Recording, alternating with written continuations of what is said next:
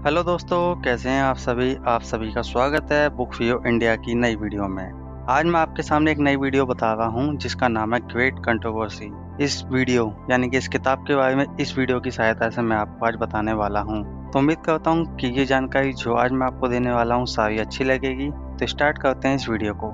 सबसे दिलचस्प कहानियों में नायक और खलनायक स्पष्ट रूप से मौजूद होते हैं। कोई अच्छाई के लिए लड़ता है तो कोई बुराई के लिए। इस उलझी हुई दुनिया को देखकर यह मानना आसान है कि अच्छाई और बुराई के बीच स्पष्ट रूप से परिभाषित लड़ाई केवल कहानियों में ही होती है। यहाँ सब कुछ इतना उलझा हुआ है, नायक परिपूर्ण नहीं है और कोई भी खलनायक बन सकता है। यह देखना असामान्य नहीं है कि लोग अच्छे कारणों के लिए भयानक काम करते हैं, दूसरे लोग सही काम करने के लिए पूरी कोशिश करते हैं, लेकिन अंत में हालात और खराब कर देते हैं। ऐसी भ्रमित दुनिया में शुद्ध अच्छाई और शुद्ध बुराई कैसे मौजूद हो सकती है? बाइबल इन नैतिक संघर्षों को स्पष्ट करने में मदद करती है। यह बताती है कि कैसे हम में से हर कोई अच्छाई और बुराई के बीच एक महायुद्ध में फंसा हुआ है। यह युद्ध पूरी दुनिया में फैला हुआ है और मानवता के अस्तित्व में आने से पहले से ही लड़ा जा रहा है। और सभी अच्छी कहानियों की तरह बाइबल हमें बताती है कि अच्छाई की जीत होती है, ईश्वर की जीत होती है और बुराई का नाश होता है। अब जानने की कोशिश करते हैं कि महान विवाद स्वर्ग में कैसे स्टार्ट हुआ था। बाइबल की शुरुआत से ही परमेश्वर हमें तथ्यों से अवगत कराते हैं। यह समझाते हैं कि जब से पाप पूरी दुनिया में आया तब से पृथ्वी महान विवाद का क्षेत्र बन गई है। मानवता को जो भी दर्द और हानि झेलनी पड़ रही है वह उस विवाद का परिणाम है। लेकिन युद्ध पृथ्वी पर शुरू नहीं हुआ, स्वर्ग में हुआ। पृथ्वी के अस्तित्व में आने से पहले लूसीफर नाम का एक स्वर्गदूत था। उसकी चमक और सुंदरता के कारण उसे सुबह का तारा भी कहा जाता था। वह एक शानदार प्राणी था, बुद्धिमान और सुंदर, परमेश्वर की परिपूर्ण रचनाओं में से एक था। वह स्वर्गदूतों की सेना के महान सेनापतियों में से एक था। उसने परमेश्वर के पवित्र पर्वत पर भी सम्मान का स्थान प्राप्त किया और त्रिदेवों के दाहिने हाथ के रूप में सेवा की। इस बुक में जो बातें बताई गई हैं ये लूसीफर की महिमा का वर्णन करती हैं। महान लूसीफर, महान धोखेबाज। लूसीफर जो कभी ईश्वर का परम दूत था, ने अपने राजा को धोखा दिया, विद्रोह किया और अपने अनुयायियों के साथ मिलकर स्वर्ग से बाहर निकाल दिया गया। उस दिन वह धोखेबाज का शैतान बन गया। तब से वह धरती पर मुसीबतें शुरू कर रहा है। जानने की कोशिश करते हैं कि जो महान विवाद है वो पृथ्वी पर कैसे आया। जब शैतान को स्वर्ग से निकाल दिया गया तो वह सीधा धरती पर चला गया। उसके साथ सभी देवदूत जो भी उसके पीछा कर रहे थे वो भी चले गए। वह जानता था कि परमेश्वर का वो कुछ नहीं बिगाड़ सकता, इसलिए उसने बदला लेने की योजना बनाई। वह परमेश्वर को जितना संभव हो सके उतना दर्द देना चाहता था, परमेश्वर की नई रचनाओं को दुख देकर, जैसा कि आदम और हब्बा का बगीचा घर पूर्णता का स्थान था, इसलिए हर जीवित प्राणी महत्वपूर्ण था और कई पौधे और पेड़ ऐसे फल देते थे जो खाने के लिए अच्छे होते थे। एक को छोड़ के अच्छे और बुरे के ज्ञान के वृक्ष का फल वर्जित था। परमेश्वर ने आदम और हब्बा को स्पष्ट रूप से कहा था कि वे उस वृक्ष के पास न जाएं, क्योंकि जिस दिन तुम उस फल को खाओगे उस दिन अवश्य मर जाओगे। शैतान ने इस बात का फायदा उठाया। उसने चमकीले पंखों वाले सांप का रूप धारण करके हब्बा का ध्यान अपनी ओर खींचा और उससे बात की।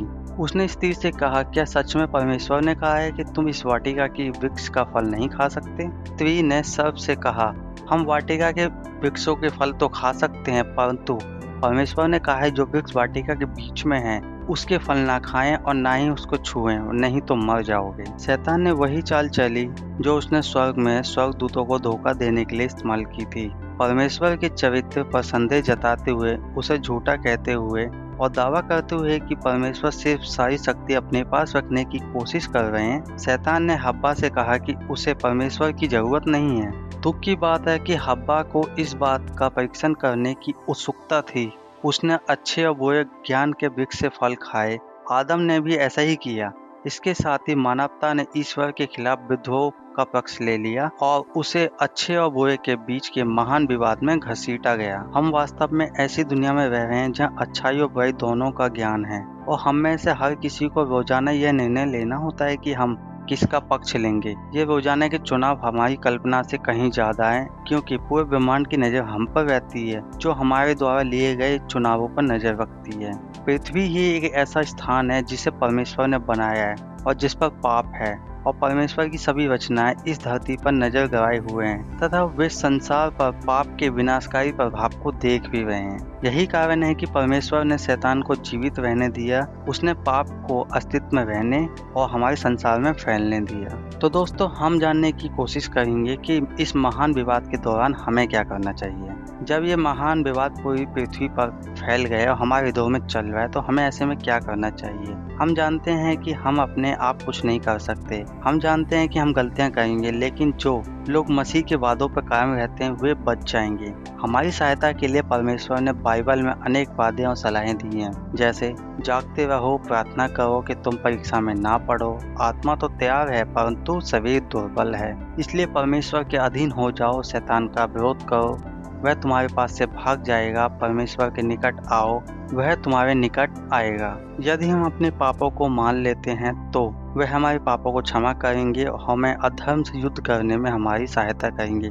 ये बाइबल के उपदेश हैं जो हमारी जिंदगी में हमें काफी सहायता करते हैं। दोस्तों, अब जानने की हम कोशिश करेंगे कि परमेश्वर की अंतिम विजय क्या हो सकती है। पूरा ब्रह्मांड पृथ्वी पर नजर गड़ाए हुए है यह देखने के लिए कि यह युद्ध कैसे आगे बढ़ता है। क्या परमेश्वर के अच्छे और न्यायपूर्ण चरित्र को सही साबित किया जा सकता है। सौभाग्य से हम पहले से ही जानते हैं कि यह युद्ध कैसे खत्म होने वाला है। परमेश्वर ने खुद बाइबल में बताया है कि जिससे पता चलता है कि कैसे शैतान और उसके द्वारा दिए गए धोखों को एक दिन खत्म कर दिया जाएगा और नई दुनिया को बसाया जाएगा। एक दिन परमेश्वर हमसे वादा करते हैं कि वे पाप को खत्म कर देंगे, शैतान को खत्म कर देंगे, उनके जो अनुयायी है उनको नष्ट कर देंगे, सब कुछ फिर से पहले ऐसा कर देंगे। लेकिन ऐसा होने से पहले हमें किसी एक का चुनाव करना ही होगा। पृथ्वी पर हर किसी को इस आध्यात्मिक युद्ध, इस महान विवाद में से एक पक्ष लेना चाहिए। उन्हें अपने आसपास की दुनिया को देखना चाहिए, पाप के भयानक परिणामों को देखना चाहिए और चुनना चाहिए कि हम किसकी सेवा करेंगे।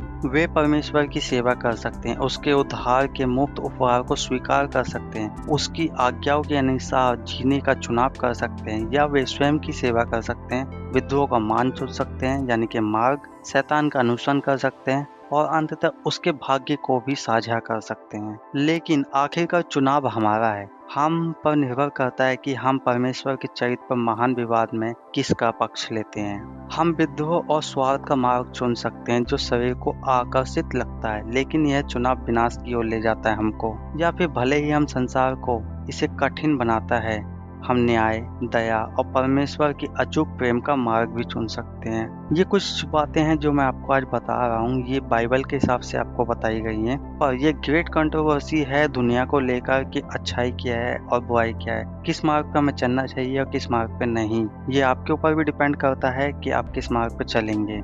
मेरे हिसाब से जो मार्ग अच्छा है वो अच्छाई का मार्ग है, जिसमें न्याय है, दया है, प्रेम है और ईश्वर की प्रार्थना है। अगर आपको भी ये सही लगती है तो आप भी इस मार्ग पर चल सकते हैं। उम्मीद करता हूँ इस बुक में जो जानकारी दी गई है, यानी कि इस वीडियो में जो जानकारी आपको बताई गई है, सुनने में आपको अच्छी लगी होगी। आप इसका अनुसरण करेंगे, इस मार्ग पर चलेंगे और अपने जीवन को शुद्धिकरण की राह पर ले जाएंगे।